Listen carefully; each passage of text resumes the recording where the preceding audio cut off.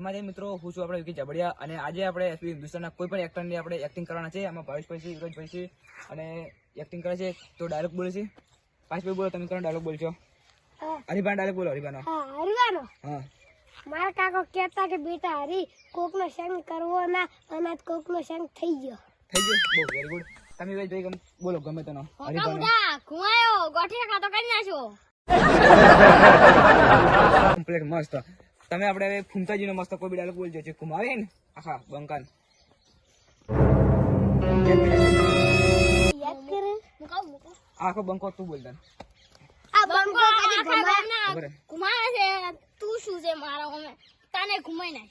Super. તું બોલે કે આ બંકો આખા ગામને ઘુમાવે છે અને તું શું થઈ ગયો? આ બંકો આખા ગામને ઘુમાય તું શું થઈ ગયો છે?